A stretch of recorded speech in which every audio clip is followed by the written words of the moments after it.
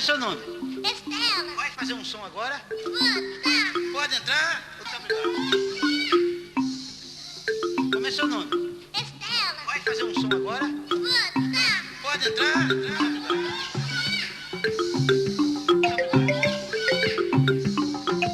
Começou o nome? Estela. Vai fazer um som agora? Pode entrar? Buenas noches. Nuestro invitado de hoy es sacerdote salesiano desde 1961. Su vida ha discurrido en distintos colegios que la congregación salesiana tiene en nuestra geografía andaluza. Ha desempeñado responsabilidades pastorales de dirección en el campo de la docencia y en los servicios parroquiales. Desde 1994 al 2000 estuvo al frente de la parroquia que los salesianos atienden en nuestra ciudad de Algeciras y como director espiritual de la Hermandad de Medinaceli. Está en Andalucía desde que tenía 12 años de edad, allá por 1946, recorriendo casas de formación y destinos posteriores en las provincias de Málaga, Sevilla, Cádiz y Badajoz, en Extremadura. Tiene estudios eclesiásticos de filosofía y teología previos a la ordenación sacerdotal y estudios civiles de magisterio. Es licenciado y doctor en Ciencias de la Educación por la Universidad de Quito, en Ecuador. En colegios salesianos ha sido profesor encargado de la pastoral y director, atendiendo siempre a parroquias confiadas a los salesianos. Ha estado también en San José del Valle, El Colorado, Conil y Algeciras. Aficionado a la historia, ha estudiado en los ratos libres que le dejan sus ocupaciones la presencia salesiana en cada una de las localidades donde ha estado destinado, resaltando siempre las personas que son las que dan vida a las instituciones. Tiene publicados 5 libros y multitud de artículos. Uno de los libros está dedicado a la Semana Santa de Algeciras. En la actualidad es director párroco del Colegio Salesiano en San José del Valle.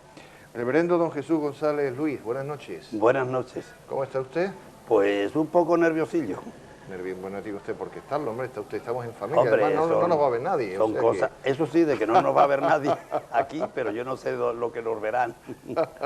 Sí, no. Siempre es un poquito impresionante la responsabilidad que supone, pero bueno, con la confianza que me estás dando me parece a mí que vamos a emprender este buen camino. Muy bien, bueno, yo lógicamente con sentido del humor que se sobreentiende porque este programa me consta que lo ve muchísima gente.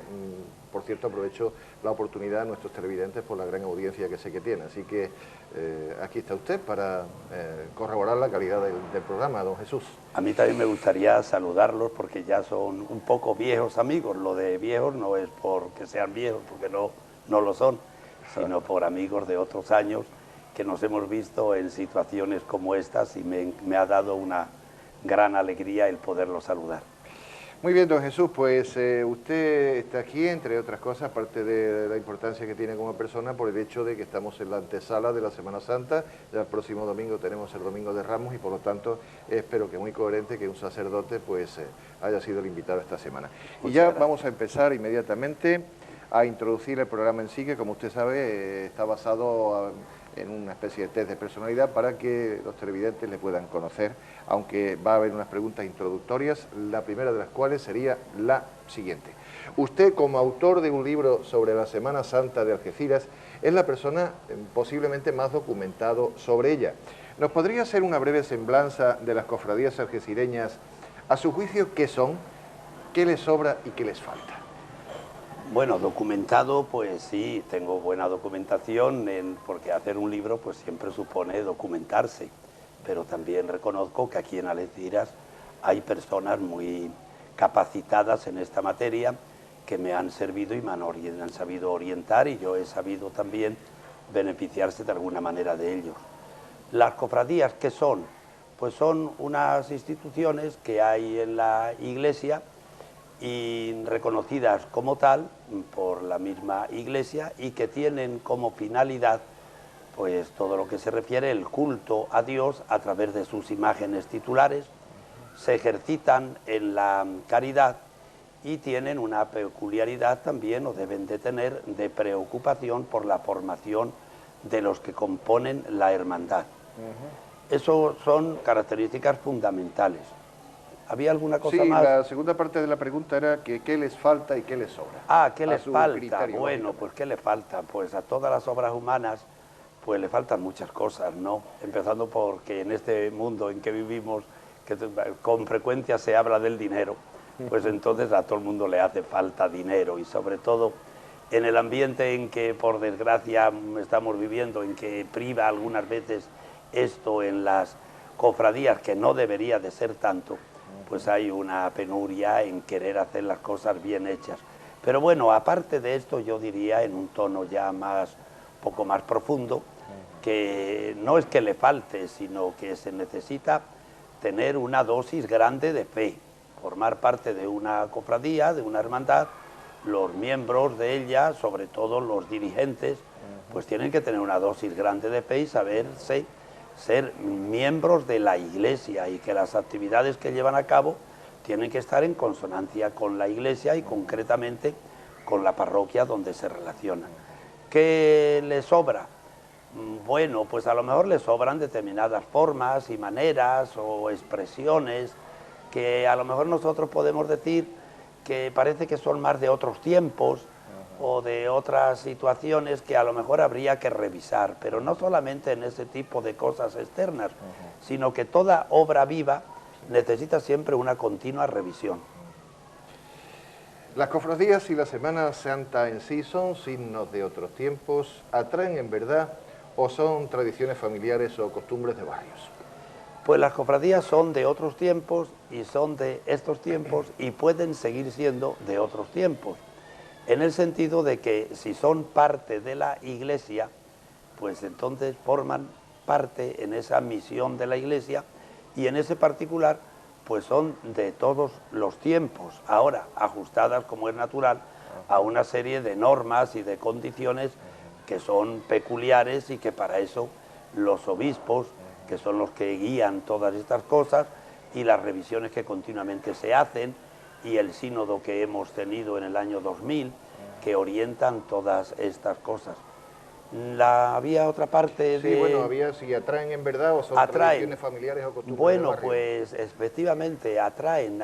Vivimos aquí en una situación, concretamente en Algeciras, que de unos años para acá se ha notado un incremento grande, una atracción grande por parte de los jóvenes.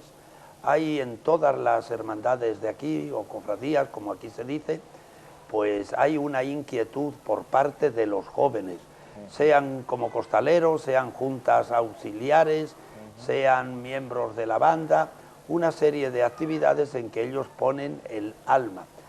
¿Qué son tradiciones o cosas de barrio y tal? Pues ese es uno de los peligros que tienen, que la fe en las cofradías pues no es una cosa heredada, como algunas veces se ha podido ver, que uno es de una cofradía porque el padre lo fue, porque el abuelo lo fue. La fe no es una cosa heredada, la fe no es una cosa sociológica. La fe de las personas que componen las cofradías son situaciones que uno se tiene que hacer esa fe, tiene que aceptar esa fe como tal y formarse en ello, ¿no? Porque de lo contrario pues serían cosas así de tipo que vienen de atrás, de unas situaciones familiares o de barriadas o de tal, y entonces eso parece que tiene menos sentido.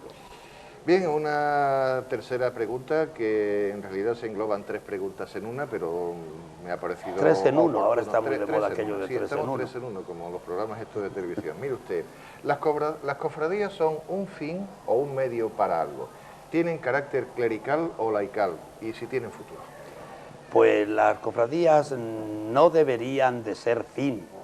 A lo mejor hay personas que en su entusiasmo y en su cosa pues ven y dicen, uy, el fin, la finalidad mía es la cofradía y tal, mi cofradía y tal. Las cofradías no deben de ser un fin, deben de ser un medio, una plataforma en el ambiente donde están para realizar una pastoral, para llevar a cabo pues esa manifestación y expresión de la fe que estas personas pues viven dentro de la Iglesia y manifestarla. ¿Tienen futuro? Pues naturalmente que entran dentro del futuro propio de como miembros que son y parte integrante de la Iglesia, pues la Iglesia fundada por Jesucristo pues está hecha con una proyección de futuro para personas de todos los tiempos. Y no me acuerdo cuál era. La tercera parte era si tienen carácter clerical o laical. Ah, siempre, tradicionalmente han tenido un carácter laical.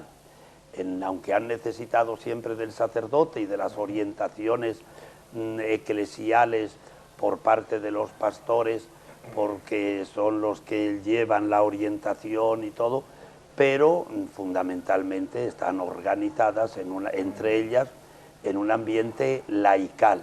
Son laicos, son seglares, desde el hermano mayor y todos los componentes de la Junta de Gobierno o Junta Directiva, como se diga en los estatutos de cada uno. Siempre hay en esa Junta pues el director espiritual que en determinados momentos pues puede a lo mejor intervenir. Bien, pues vamos a empezar ya a tratar de conocer la personalidad de don Jesús González. La primera pregunta que le haría, le doy 3 posibilidades de respuesta y sería la siguiente. ¿Qué tipo de defecto cree usted que es peor, la mentira, el rencor o la hipocresía? Pues la pregunta no es fácil, ¿eh? Pues yo me quedaría con la mentira, en el sentido peor. Como peor. Mentira, me rencor parece e a mí, hipocresía. me parece a mí que todo el mundo puede tener rencor y todo el mundo tiene que ser haber hipocresía, pero me parece a mí que la mentira está más extendida. Lo que pasa que muchas veces está alarvada y envuelta en verdad.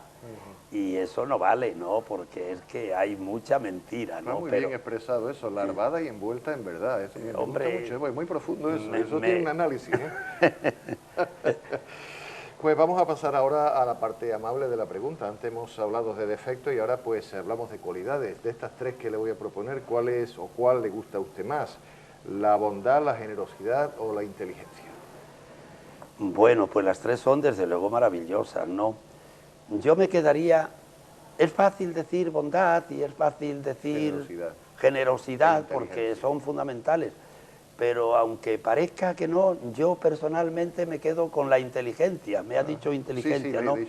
Porque yo pienso que una persona inteligente o medianamente inteligente al menos, pues tiene que comprender, por eso porque es inteligente, tiene que comprender que hay una serie de valores que hay que valorar, ¿no? Y entonces pues resulta que ahí entrarían ahora todos esos valores anteriores y otros muchos que se pueden decir. Está muy bien. Don Jesús, ¿podría usted afirmar que su vida está equilibrada o eso va por periodos? Me explico. Hay veces en que tiene usted las cosas muy claras, otras en las que está lleno de dudas u otras en las que actúa un poco a lo que salga. Bueno, pues esta pregunta la veo yo así demasiado abierta, ¿no? En el sentido de que... abierta, justamente. Demasiado abierta, en el sentido de que abarca desde lo menos hasta lo máximo, ¿no? Justamente. Y entonces el equilibrio precisamente no anda por los extremos. Yo me considero una persona equilibrada, pero no por decir que yo soy equilibrado, ¿no? Sino por educación, por formación, sobre todo, por disciplina religiosa. Nosotros, como religiosos, pues tenemos como un carácter y como unas facetas y unos matices que parece que queramos o no queramos, pues nos hacen unas personas ordenadas, equilibradas, en un ambiente así, digamos, de lo que es nuestra misión concreta como sacerdotes y religiosos. Y me considero una persona en este sentido pues bastante equilibradita. ¿Cree que el demonio existe, pero no en el sentido literal de la pregunta, sino por actitudes, comportamientos o actos? Hombre, ese demonio que desde chicos y en épocas pasadas, porque yo no soy ya un chiquillo, pues nos presentaban con esa figura, con sus cuernecitos y todo, y con su rabo, pues yo me parece que eso ya está muy pasado de moda, ¿no? Y entonces me parece a mí que qué más quisiera el demonio que nosotros lo consideráramos así, como diciendo, mira, como no me ven externamente con esos signos externos, pues mira qué bien, no se dan cuenta y yo mientras tanto me aprovecho. Yo veo al demonio, sí, por supuesto que existe el demonio, ¿no? Este espíritu del mal, pero que sabe disfrazarse muy bien, ¿no? En una serie de actitudes y de situaciones y de algunas de estas cosas que al principio decía, de esos inconvenientes o de esos, digamos, pecados o cosas, ¿no? Que parece que le impulsan a uno un poco al mal, lo veo yo en ese tipo de situaciones y de actitudes, más que una persona concreta que está ahí actuando en ti. Don Jesús, mire usted, yo creo que la figura del sacerdote en el aspecto de consejero precede en la historia a la de los consultores o psicólogos. Le voy a proponer una situación. Si un chico de los que usted trata a diario estuviera enamorado de una chica y ésta no le hace caso y el chico sufre mucho, si este chico le pidiera consejo a usted sobre cómo debería actuar o qué cree usted que debería hacer, ¿qué consejos cree usted que le daría? Hombre, esto no es fácil, en el sentido de que pienso yo que un chico y una chica que viven intensamente todos estos afectos que se sienten y toda esta amistad profunda que pueden tener, pues claro, ahí domina mucho el sentimiento, aparte ya del afecto y del amor que se puedan tener, y es muy difícil en esa situación concreta decirle ningún consejo en el sentido de un remedio, de una receta, porque eso parece una cosa que no pega, ¿no? Me parece a mí que una de las cosas que se le pueden hacer es tratar de situarse uno en el ambiente de él, tratar de comprenderlo, tratar de decirle que bueno, que de momento no tome ninguna decisión rara ni extraña, sino que le dé un poquito de serenidad y de tiempo a la cosa, y que ya veremos a ver cuando pase un día o 2 días, porque algunas veces pasa eso, que se ven las cosas con tanta virulencia que uno es capaz de hacer los mayores disparates en el momento más inoportuno, y había que tomar un poco de serenidad. Mire usted, decía Schiller que la libertad existe solamente en la tierra de los sueños. No sé muy bien a qué carta quedarme en cuanto a la interpretación de esta reflexión, pero me parece que se refiere a que o bien la libertad es algo utópico y difícil de alcanzar, o que la libertad es algo muy personal. ¿Cree usted que el concepto de libertad, genéricamente, se refiere más bien a algo personal o se puede considerar la libertad como algo genérico y que vale a todos por igual? Hombre, la libertad, como todos estos valores, así que muchas veces nos los presentan un poco como abstractos, ¿no?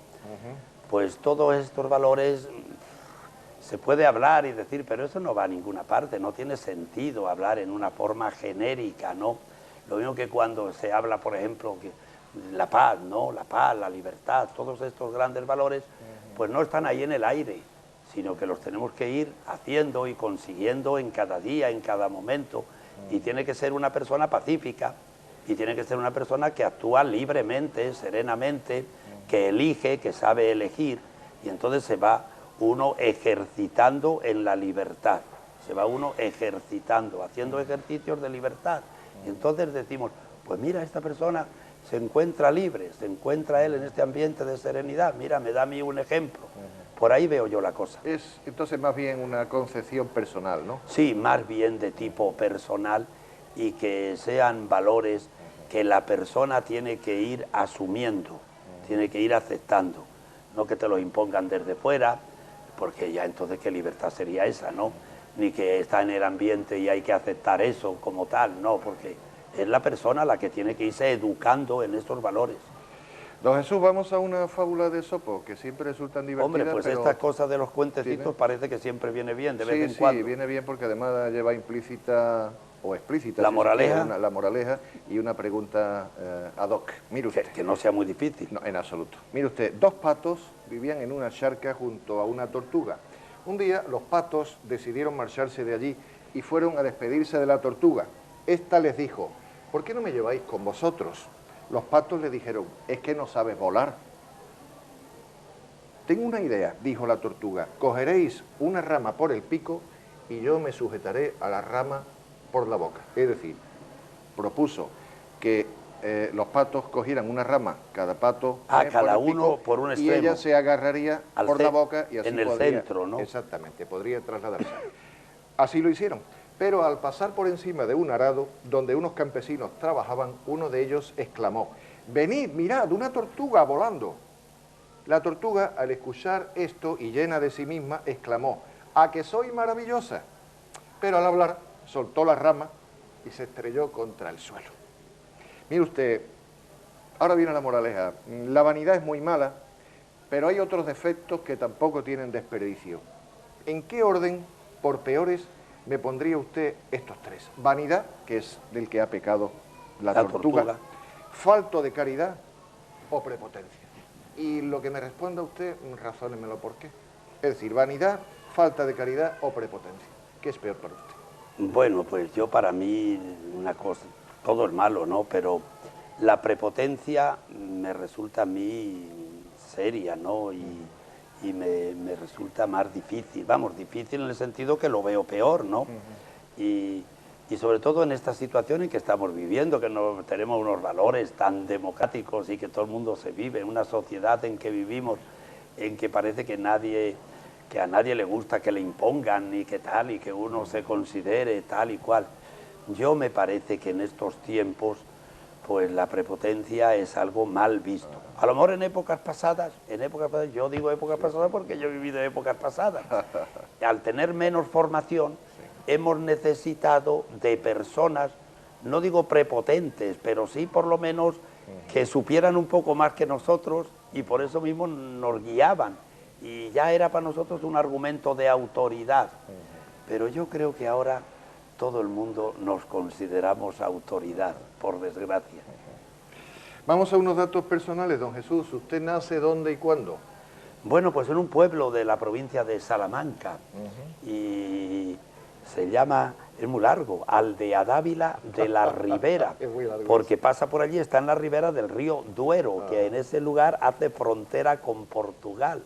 Es un paisaje maravilloso, unos cortes que tiene ahí el Duero.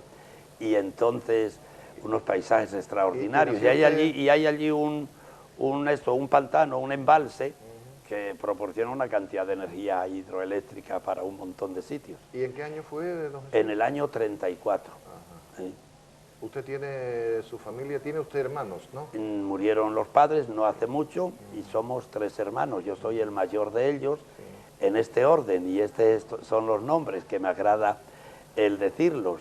Y a ellos cuando los veo les digo, cuando tengo oportunidad siempre os nombro a vosotros.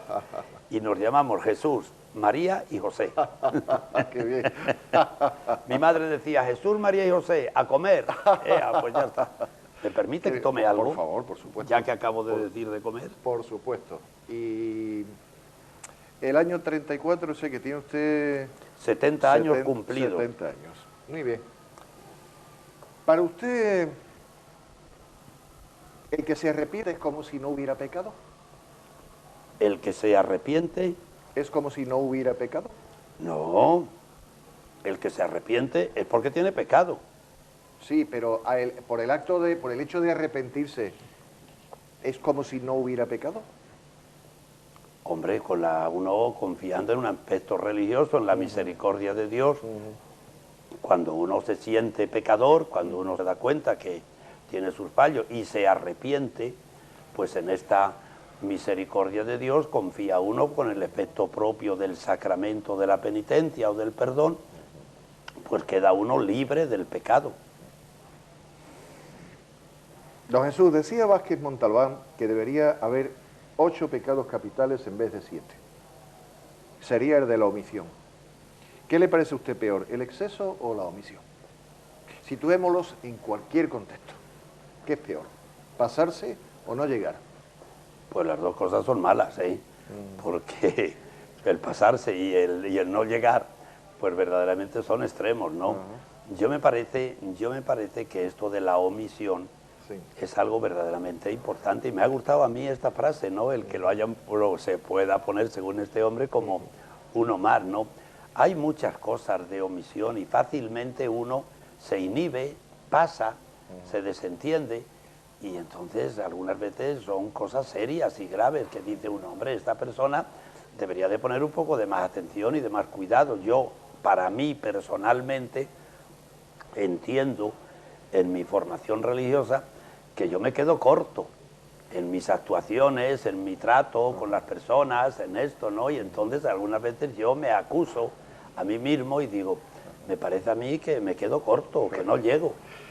Don Jesús, ya no tenemos tiempo para más preguntas, sin embargo me voy a atrever con el permiso de la producción de hacerle una última pregunta que le ruego me conteste muy brevemente. ¿Ya la última de todo? Sí, de la primera parte. Mire usted, ¿qué cree usted que abunda más? ¿Las personas con deseo de ayudar o las que se escaquean a las primeras de cambio? Hombre, pues a mí yo no sé. Sé que ¿no? le estoy poniendo muchas dificultades con estas preguntas, pero yo me quiero asesorar también de un sacerdote. Gracias. A mí me da la impresión de que en este mundo en que vivimos, sea porque uno no quiere complicarse la vida o complicarse la vida a los demás, o por razón de que uno se haya llevado ya sus palos en la vida y tal, me da la impresión de que la gente pasa de muchas cosas y se escaquean, ¿no? Y a la hora de comprometerse también eso cuesta un poco, porque por eso, ¿no? Y entonces me parece a mí que abunda más lo primero que he dicho, que se quitan de medio que lo que de quieren ayudar. escaquear. Y es...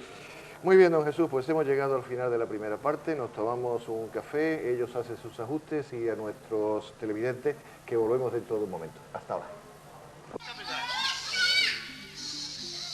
Como é seu nome? Estela. Vai fazer um som agora? Pode. Pode entrar? Muito obrigado. Como é seu nome? Estela. Vai fazer um som agora? Pode. Pode entrar? Muito obrigado.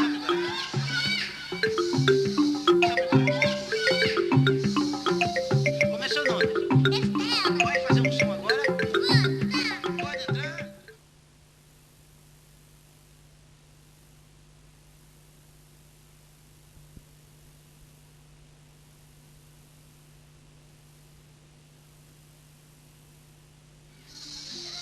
Como é seu nome?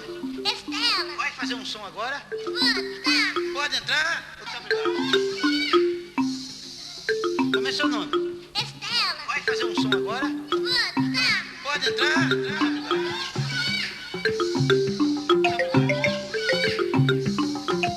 Como é seu nome? Estela. Vai fazer um som agora? Pode entrar? Bien, estamos de regreso, vamos a empezar la segunda parte del Café Con que estamos realizándole a don Jesús González. Con mucho gusto, por cierto. ¿Se encuentra usted a gusto, don Jesús? Pues cada vez más tranquilo, ya me voy yo entonando. Lástima que esto se va acabando. Mire usted, ¿qué vivencias tiene usted de sus 6 años de estancia en Algeciras? Tiempo en el que le dio tiempo para escribir un libro, precioso por cierto, de nuestra Semana Santa. Bueno, pues fueron para mí 6 años maravillosos. Y aparte ya de mi dedicación propia en la parroquia y en las actividades que tenía yo en el colegio, pues precisamente el libro me sirvió a mí para relacionarme con mucha gente, y muchas de esas personas pues me sirvieron a mí grandemente, y entonces ha sido una experiencia riquísima, porque a mí me encanta todo lo que sea relacionarme con las personas. Ha sido una experiencia muy agradable, de tal manera que sentí mucho que me cambiaran, pero como nosotros tenemos este estilo de obediencia, pues a ver qué le vas a hacer. A mí el libro, don Jesús, que le tengo en las manos, me ha francamente encantado. Ha hecho usted un trabajo fantástico y además es una especie de manual para la Semana Santa, puesto que tiene los detalles de todas las cofradías, escudo, hábito, estaciones de penitencia, sedes de la cofradía. Tiene una parte también muy interesante, que es un índice cronológico, empezando por el año 1344, con el rey don Alfonso XI, e incluso he visto que tiene usted aquí un anexo, un cuadro sinóptico con los antecedentes y comienzos de las cofradías y las imágenes actuales. Un trabajo fantástico. Y además cuando empieza el Domingo de Ramos de todos estos años, para que no haya duda.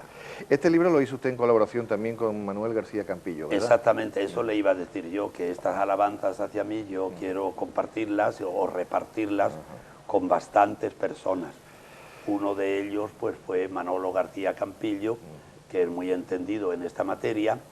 Me ayudó también en este ambiente pues el hermano mayor entonces de la cofradía del Medinaceli, Juan Francisco Palomo, y después todas las cofradías colaboraron en el sentido de que yo pues me relacioné con elementos de cada una de ellas para recabar información. Y para mí ha sido una experiencia grande la relación que yo he tenido con estas personas, y ha sido muy positiva. Don Jesús, ¿cuál es la perspectiva actual de la Iglesia? ¿Da la impresión de estar un tanto devaluada o por el contrario los avatares actuales no hacen sino reforzar más la fuerza de la Iglesia y la fe? Bueno, pues esto es una cuestión bastante difícil y bastante complicada, por lo menos la respuesta, ¿no? O las posibles respuestas. El que la Iglesia esté devaluada o no devaluada, ¿quién es el que tiene poder para evaluar? ¿Quién? Porque cuando uno tiene un negocio, cuando uno tiene un asunto, cuando uno tiene tal, esas personas son las que tienen que evaluar y se evalúan y tal, ¿no?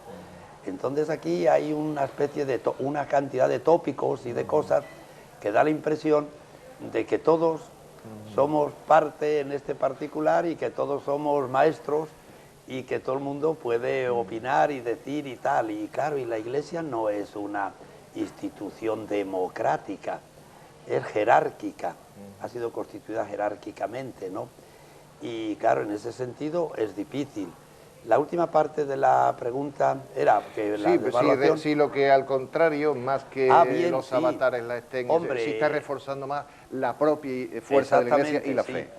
Cuando nosotros nos encontramos con situaciones que a lo mejor hemos vivido pacíficamente, una serie de cuestiones o de situaciones familiares o religiosas o ambientales, y claro, te encuentras ahora con situaciones, digamos, de distintos gobiernos y tal, no solamente aquí en España, sino en otros lugares, pues una reacción positiva es el que de eso se saca fortaleza.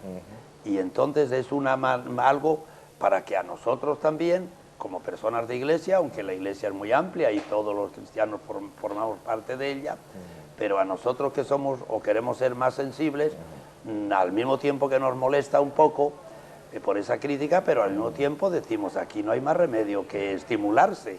Y aquí, porque claro, también de nosotros depende el que en la gente haya descontentos o lo que sea. Aunque decimos que la opinión de los demás no nos importa, no es del todo cierto. Sí que nos importa y a veces mucho. De hecho, fue la opinión pública la que crucificó a Jesucristo. A pesar de todo, seguimos manteniendo que pasamos de lo que digan los demás. ¿A usted particularmente le interesa la opinión de los demás o verdaderamente le es indiferente? Hombre, nadie debe de prescindir de los demás por el hecho de ser personas. Yo entiendo que lo fundamental en este caso es que todos somos personas, lo mismo que a nivel democrático cada persona emite su voto, qué menos que uno escuche a las personas. Perdóneme que le voy un poquito a matizar el sentido de la pregunta, que no he querido, aunque es la impresión que da, radicalizar el sentido de que a usted no le interesa la opinión de los demás. No es eso en realidad lo que yo quiero decir, sino, sí, hasta cierto punto uno no se guía más por sus propias convicciones que por lo que opinen los demás. Hombre, eso ya raya en que una persona se encuentre seguro y entonces una seguridad, que uno tenga la seguridad o el monopolio, ya parece que eso es demasiado pedir y arrogarse uno, ¿no? Entonces, en todos los ámbitos de la vida y concretamente en este de que estamos tratando de iglesia, pues no deberíamos nosotros, por lo menos los curas, de pensar que tenemos el monopolio de todas estas cosas, ni hablar, hay que escuchar a la gente, porque una cosa son los principios, la doctrina de Jesucristo, y otra cosa son la cantidad de matices, de formas, de maneras, como se pueden hacer y realizar pastoralmente una serie de cosas. Don Jesús, vamos ahora a la parte del programa que son unas valoraciones, que son unas autovaloraciones en realidad, puesto que yo le voy a proponer a usted una serie de elementos y me agradaría, en aras a la concisión, pues si puede usted, digamos, autovalorarse de 1 a 10, podemos cubrir más espectro, más preguntas, que es lo que queremos todos. Mire usted, en cuanto a paciencia con la gente informal, ¿cómo lo lleva usted? Pues bueno, yo me parece que en lo que se refiere a paciencia, si no la puntuación máxima, me pondría yo una puntuación bien alta, porque el ejercicio nuestro con los muchachos, con los niños, sobre todo, ¿no?, a nivel escolar, Claro, los niños son niños y ellos son muchas veces inconscientes y tal, y se necesita por encima de todo mucha paciencia. Ya nos lo decía nuestro fundador, don Bosco, cuando nos daba todas las normas y tal, dice, y por encima de todo, mucha paciencia. Y entonces, pues ya con los años que tengo, me parece que me he ejercitado bastante en la paciencia. Perfectamente. ¿Sentido de la humildad? De 1 a 10, ¿cómo se considera usted? Hombre, Bueno, le requiero, si usted me lo permite, sinceridad la pregunta. Le digo por qué, porque yo sé que usted es una persona muy humilde y a lo mejor le da un poco apuro de manifestarlo. hombre, yo no es que vaya a decir que soy humilde y tal, ¿no? Y además que me consideren humilde y tal, pero siempre también se dice que la humildad es la verdad. La verdad en el sentido de que uno sabe reconocerse, ¿no? Que una persona adulta que reconoce y tal, ¿no? Yo no llegaría a la puntuación máxima que dije anteriormente, me quedaría un poquito más, en un sentido un poco más notable, ¿no? Por ahí. ¿Brevedad exponiendo argumentos? Me parece que soy un poco locuaz y entonces pues algunas veces me hago yo un esfuerzo en que tengo que emplear menos palabras, ¿no? Entonces en ese sitio bajaría yo un poco más la cosa, una probadillo. ¿Le cuesta reconocer errores propios, entiende? No, no me cuesta reconocer errores propios, ¿no? Algunas veces me sirven de estímulo y sobre todo en un sentido también así de como diciendo, de casi como de revancha, ¿no? Pero no revancha en el mal sentido, sino tal y cual, ¿no? Pues nada, pues para que veas tal y no sé cuánto, un poco de pique, ¿no? En ese particular, pues bueno, entre un aprobado y un notable. Y una última sería capacidad de adaptación. ¿Se adapta usted relativamente bien cuando tiene que cambiar algo que ya tenía planificado? No me cuesta mucho trabajo el adaptarme en el sentido, porque para mí una de las cosas que yo disfruto mucho en mi vida es valorar a las personas y todo lo que es relacionarme con las personas y conocer a las personas. Entonces eso para mí es la fuente de muchas cosas. Yo digo, no, chiquillo, tú trata de conocer a la persona. Cuando tú conozcas a la persona, ya verás como muchas cosas se solucionan. Y entonces resulta que en ese sentido no me cuesta a mí trabajo el adaptarme a los demás. Don Jesús, hemos terminado la parte de las autovaloraciones, con lo cual pasamos a preguntas normales. Por ejemplo, esta pregunta quizá le sorprenda a usted, pero en fin, yo se la voy a formular. ¿Los curas se enfadan también? Hombre, los curas somos personas como todo bicho viviente. Y entonces... Como todo bicho viviente. Claro, y entonces resulta que uno pues tiene su corazoncito y tiene su carácter y tiene su genio, y hay algunas veces que tiene uno que morderse la lengua, y sobre todo porque hay veces que te dicen, ay, el otro día estaba usted bien enfadado, el otro día tal y eso, y dices, casi la mar, mira, se dan cuenta y tal, y con el esfuerzo que yo me hice, pues sí, es verdad, porque lo malo en este caso es porque uno está expuesto a una cantidad de cosas que te vienen sin pensarlo, ¿no? Y te cogen de sorpresa y algunas veces te salta un poco. Hasta un reloj parado da 2 veces al día la hora exacta. Con las personas pasa igual. Por muy negativa que sea una persona, siempre posee algunas cualidades. El problema es más bien de los demás, que nos juzgamos unos a otros y por lo general con poca caridad. ¿Qué mecanismos emocionales cree usted que mueve a las personas a ser negativos con el prójimo? ¿La falta de generosidad? ¿El creernos superiores a los demás? O como decía Hermann Hesse, el hombre es un lobo para el hombre. Yo para mí es el tratar de reconocer a los demás, ¿no? Me parece que entraba por ahí la segunda, ¿no? Sí, el creernos superiores a los demás. Ah, bueno, sí, yo me parece que puede haber personas que se creen superiores a los demás y no aceptan el que se le, no digo corregir, sino criticar un poco o animarlos un poco a que reconozcan y tal, ¿no? No aceptan la cosa, ¿no? Y entonces uno, eso de creerse superiores a los demás, me parece a mí que está ahora bastante de moda, bastante de moda. Es una planta que me parece a mí que está muy desarrollada.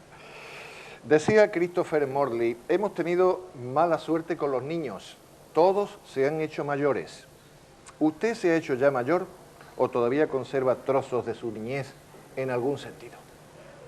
Hombre, pues todos llevamos dentro el niño que hemos sido y no puedes prescindir ni debes prescindir. A mí muchas veces cuando en la docencia nuestra y en el trato y tal te encuentras con compañeros, profesores, que a lo mejor enjuician o dicen algo, alguna crítica de algún niño, y yo digo, pero ¿tú no te acuerdas cuando tú eras niño? Digo, pues yo muchas veces me acuerdo cuando yo era niño y pasaba por esas mismas situaciones. Me parece a mí que yo esa idea la tengo yo muy metida y valoro yo y trato de ser comprensivo con los niños. Tiene usted algo de niño todavía entonces, ¿no? Sí, Puesto sí, que hace sí. Y estos además razonamientos. otra cosa, que además de tener algo de niño, es la frase de Jesús en el Evangelio: si no os hacéis como niños, en el cielo no tenéis entrada, ¿eh? Así que hay que ir y buscando la cosa para tener la entrada. Don Jesús, le voy a proponer unas frases que yo titulo frases inconclusas y le voy a pedir, por favor, que usted me las termine con la palabra, con la reflexión, con lo que quiera. Mire usted, la primera sería la siguiente.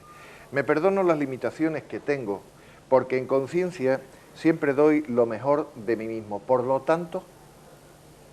Bueno, yo no estoy de acuerdo con el planteamiento de que, como se dice, niego la mayor.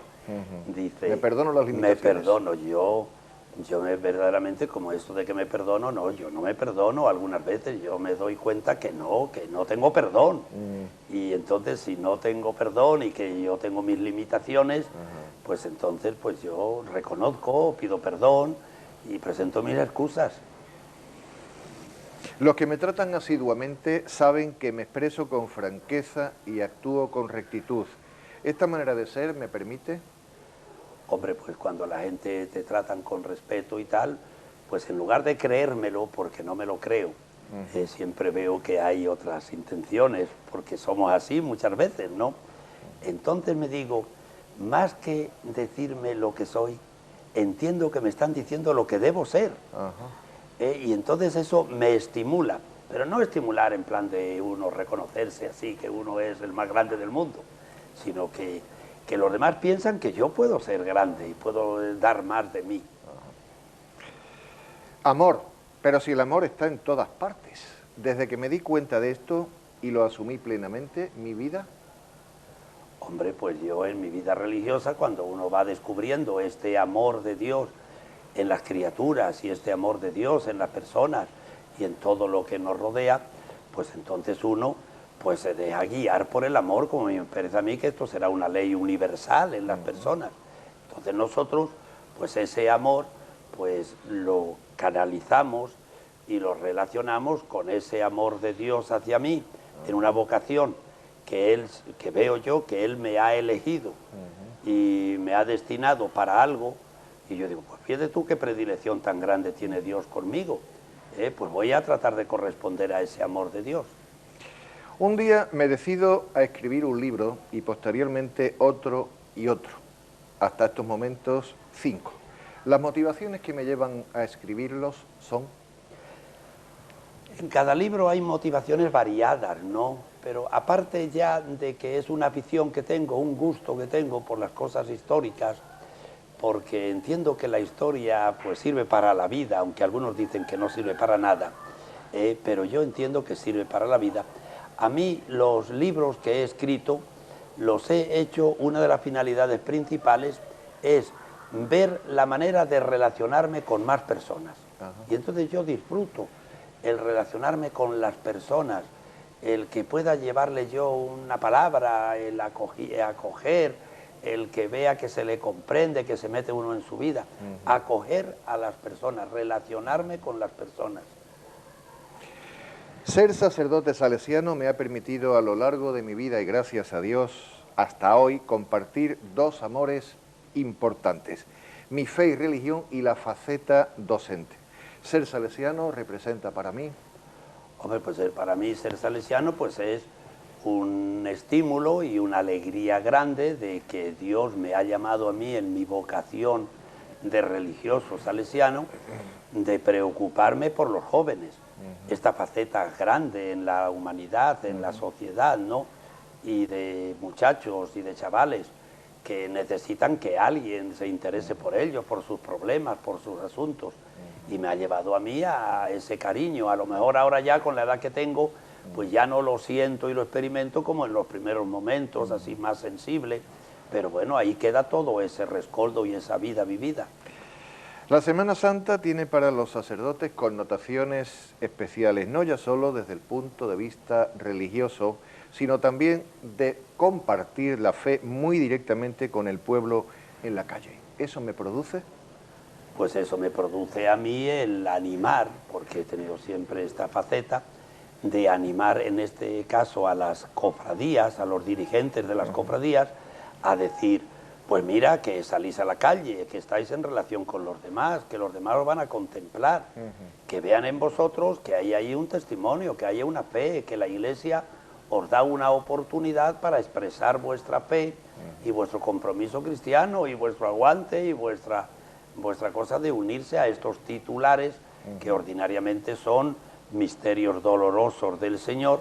Entonces ese aguante y esa disciplina y esa cosa de aceptar, pues nada, que la gente vea que ahí hay unos valores. Don Jesús, la Madre Teresa de Calcuta escribió: la vida es una oportunidad, aprovéchala. La vida es una riqueza, consérvala. La vida es tristeza, sopórtala. La vida es un compromiso, cúmplelo. La vida es un sueño, hazlo realidad. La vida es belleza, admírala, porque la vida es la vida. Con respecto a aprovechar la vida, tengo aquí 3 preguntas. ¿Cree usted que está aprovechando la suya? Hombre, lo intento. Yo, para mí, el valor grande que tenemos nosotros es la vida. La vida que uno tiene, yo digo como creyente, ¿no?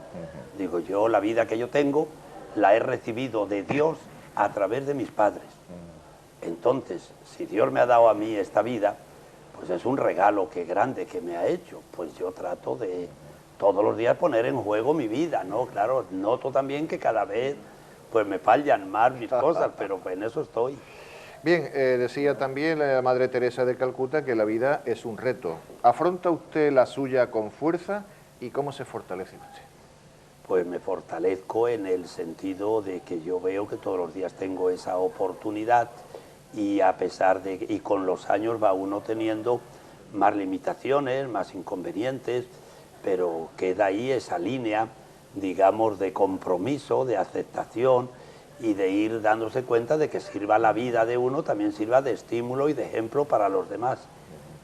Y terminaba la Madre Teresa de Calcuta diciendo: porque la vida es la vida, vívela, porque es belleza, admírala. Vamos al tema belleza. ¿Qué bellezas ofrece la vida para usted? Pues yo la vida, lo que me ofrece pues es la misión a la cual yo me siento consagrado. Yo estoy consagrado a una misión determinada en favor de los muchachos, de los jóvenes, ¿no? De las clases populares. Entonces eso es una consagración que yo he hecho voluntariamente. Entonces yo pues todos los días, yo sé que el Señor me ayuda en ese particular. Yo por mi parte pues todos los días me animo a proseguir en ese empeño. Y entonces eso me sirve a mí siempre, a pesar de los pesares, pues a tirar para adelante.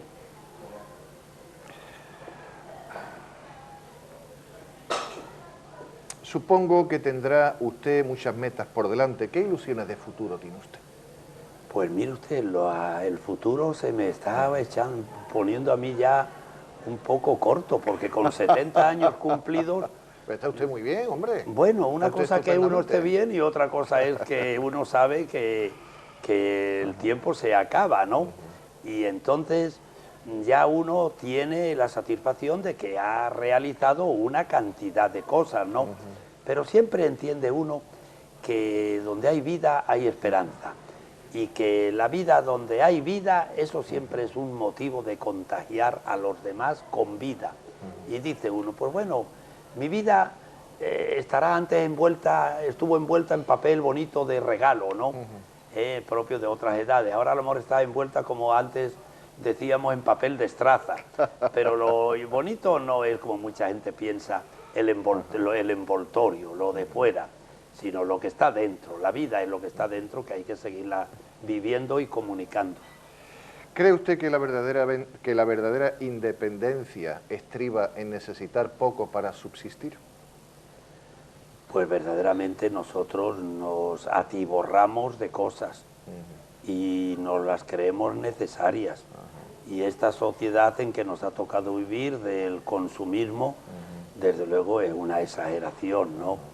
Y eso nada más que hay que ver cuando nosotros en cosas de muchachos, de que vamos de campamentos, de vamos de convivencias, que salimos del ambiente ordinario, pues entonces dice uno y le decimos a los muchachos, ¿os dais cuenta que no tenemos aquí ni televisión, ni esto, ni lo otro, ni mil cosas?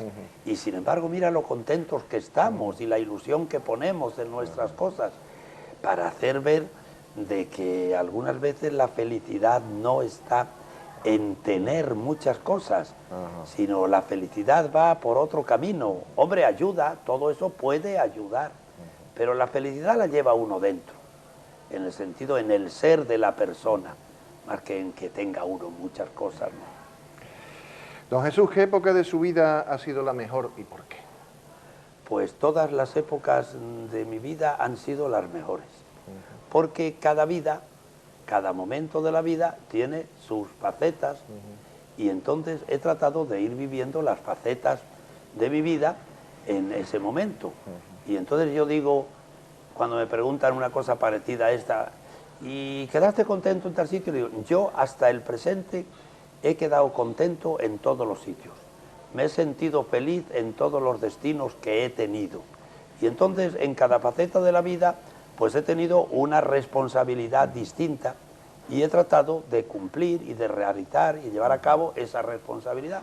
Y me he sentido contento y satisfecho, y pienso que si un día me fallan las fuerzas y me fallan ya las ilusiones o mil cosas que por imperativo de la edad y porque hay que ir dando paso a otras personas, ¿no?, y a otras edades, pues entiendo que en esa faceta de la vida también tengo ahí muchas cosas que vivir y sacarle provecho a mi vida. Muy bien, don Jesús, ya para terminar le voy a formular la siguiente pregunta, que como casi todas le he pedido brevedad, en esta casi más porque quiero que intente usted definirse en solo una o dos frases. ¿Cómo cree ser usted? ¿Cómo cree ser usted? Desde el punto de vista de cómo cree que le podemos ver los demás. ¿Cómo cree ser usted? Bueno, pues yo me creo que soy una persona sencilla, algo así como el asa de un cubo. Y entonces yo no quiero meter ruido, ni que se preocupen de mí, ni que se molesten por mí. Ahora, lo contrario sí, lo contrario es que mi ilusión sería poder hacer algo más por los demás. Pero yo en esa sencillez y en esa entrega, yo disfruto mucho. Muy bien, don Jesús, pues prácticamente estamos terminando. No obstante, quiero darle a usted la oportunidad para que si tiene que manifestar algo, alguna reflexión, algún mensaje, no sé, lo que le apetezca a usted decir, pues tiene usted la oportunidad y somos todos oídos. Bueno, pues yo he quedado muy satisfecho, yo estoy muy a gusto aquí. Me parece que estaría en condiciones de seguir hablando todo el tiempo que fuera necesario. Y al principio, cuando me propusieron esto, me propusieron hablar de aquí, entendí que me iba usted a hacer una cantidad de preguntas un poco variadas, como algo se me dio a entender. Y yo decía, hombre, pero dime algunas preguntas que yo me vaya ambientando. Y dice, no, aquí la sorpresa y las cosas. Y entonces ocurre que yo me hice mi reflexión y yo digo, bueno, por muy difíciles que me puedan resultar algunas preguntas, yo me parece que esas preguntas pueden ser como ramas de un árbol.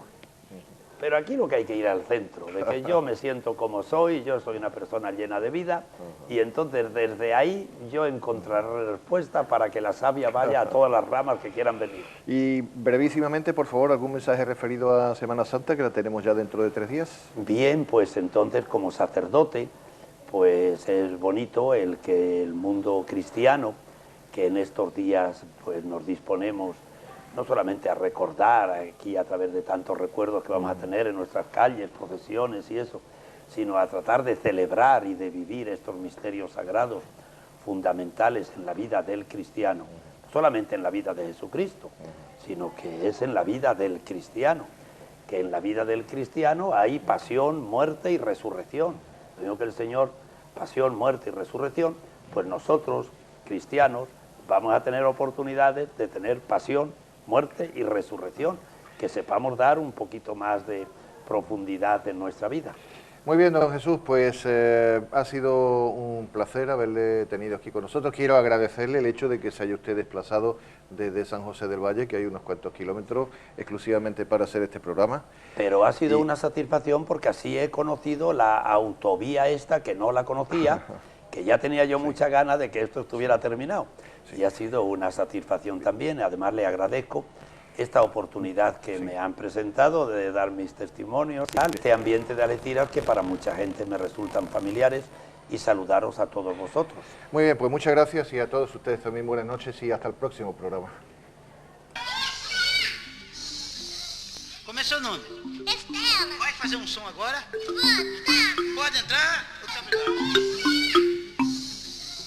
Começou o nome. Estela. Vai fazer um som agora? Vou. Pode entrar.